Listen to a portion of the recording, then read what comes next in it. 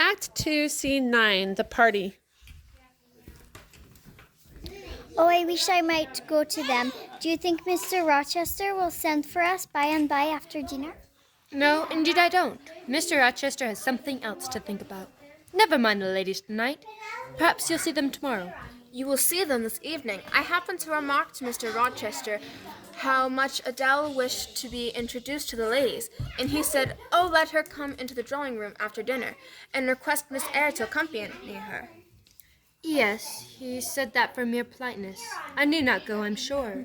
Well, I observed as much to him, and he replied in a quick way, "Nonsense, if she resists, say, I shall come and fetch her." I'll not give him trouble. I will go. Shall you be there, Mrs. Fairfax?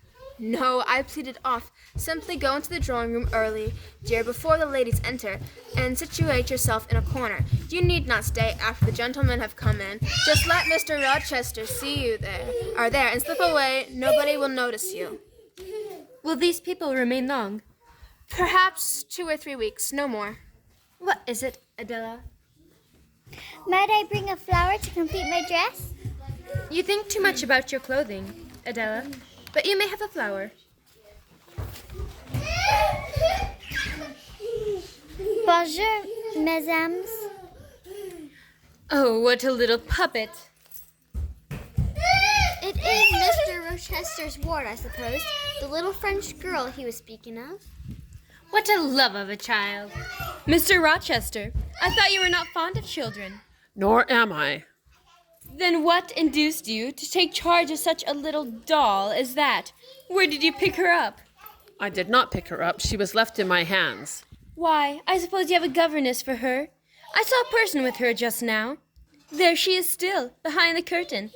You should hear Mamma on the subject of governesses. Mary and I have had a dozen at least in our day, half of them detestable, and the rest ridiculous. Were they not, Mamma?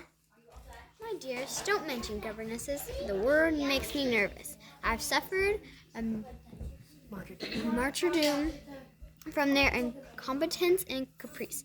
I thank heaven I am now done with them. Lady Ingram, there is a governess here with us. So much for that. I hope it may do her good. I move to the introduction of a new topic. Mr. Rochester, do you second my motion? Madam, I support you in this point, as on every other. Now is my time to slip away. Excuse me.